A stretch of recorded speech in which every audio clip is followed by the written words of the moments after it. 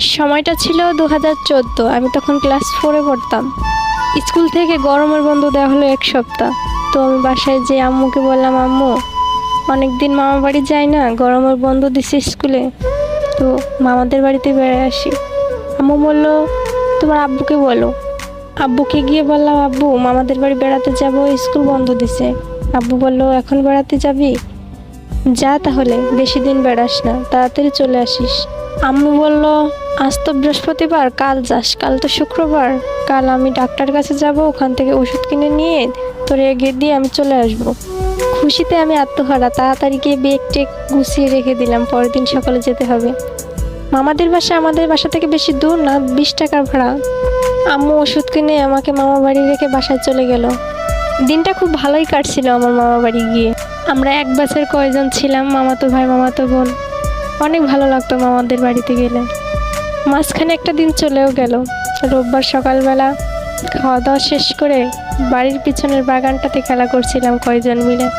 হঠাৎ করে দেখি আমার আব্বু এসে বলতেছে, তামান্না এদিকে আয়। আমি বললাম, আব্বু তুমি কখন আসলা? আব্বু বলতেছে, এই তো এখন আসছি, চল বাড়ি চল। আমি বলতেছি, কেন আব্বু? 2 দিনই তো হয়নি, এখনো আসছি। আব্বু বলতেছে, তোকে ছাড়া ভালো লাগে না, বাড়িটা ফাঁকা ফাঁকা লাগে, চল আমার সাথে চল, বাজার করে নিয়ে ওদিক দিয়ে চলে যাব। সেদিন ছিল হাটের দিন, আমাদের ওখানে হাট বসতো রবিবারে। আমিও জেদি বাচ্চা, আমি বললাম না আমি যাব না এখন, তুমি চলে যাও, আমি কদিন থেকে তারপর যাব। আমার আব্বুর মুখটা কেমন জানি ভারী হয়ে গেল। 20 টাকা হাতে দিয়ে বলল, আচ্ছা ঠিক আছে, কিছু কিনে খাস। তাই বলে বেশিক্ষণ আর দাঁড়ালো না আব্বু, তাড়াতাড়ি বাড়ির দিকে রওনা দিল। আমি একবার ভাবলাম আব্বুর কি হলো, হঠাৎ করে মন খারাপ করে আবার চলে গেল। ভেবেও আর ভাবলাম না, তাড়াতাড়ি গিয়ে ওদের সাথে আবার যোগ দিলাম খেলায়। দুপুরবেলা খাওয়া দাওয়া শেষ করার পর মামার রুমে যেয়ে টিভি দেখতে লাগলাম। টিভি দেখতেছি কিন্তু আমার মনে কোনো শান্তি হচ্ছে না। চোখ দিয়ে মনে হচ্ছে চোখগুলো কেমন বের হয়ে যাচ্ছে, আমার পরানটা উতলা লাগছে খুব। জানি না কেন এমন হচ্ছে কেন। আমার রুম থেকে একবার বাইরে বের হচ্ছি, আবার রুমে ঢুকছি, টিভি দেখছি, তবুও মনে কেমন জানি লাগছে, চোখ দিয়ে এমনি এমনি পানি বের হচ্ছে, মনের ভিতর শান্তি পাচ্ছি না। হঠাৎ করে কে জানি আমার আন্টির ফোনে ফোন দিছে। ফোন দেওয়ার পর 4-5 জনে মিলে পিস পিস করে কী জানি বলছে। আমার কাছে মনে হচ্ছে ওরা আমার কাছে কিছু লুকাচ্ছে।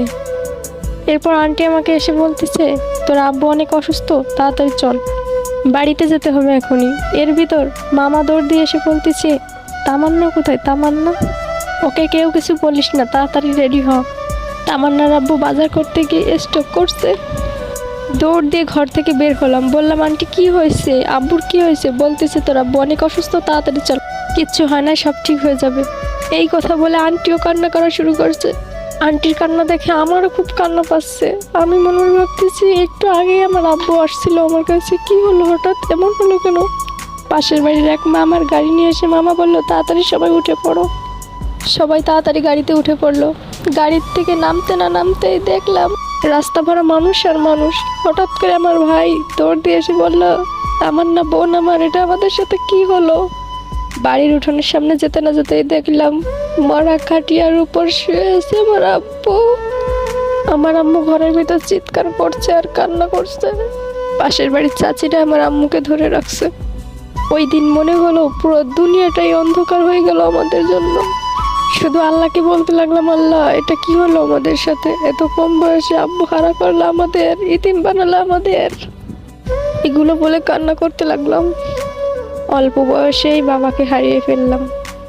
এখন অনেকটা বড় হয়ে গেছি, ভালো মন্দ বুঝতে শিখে গেছি, কিন্তু ওই অভাবটা না কোনোদিন আর পূর্ণ হবে না।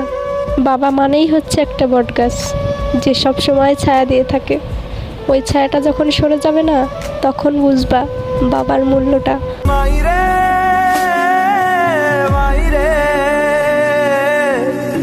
मुझसे ही रूठी मेरी परछाई।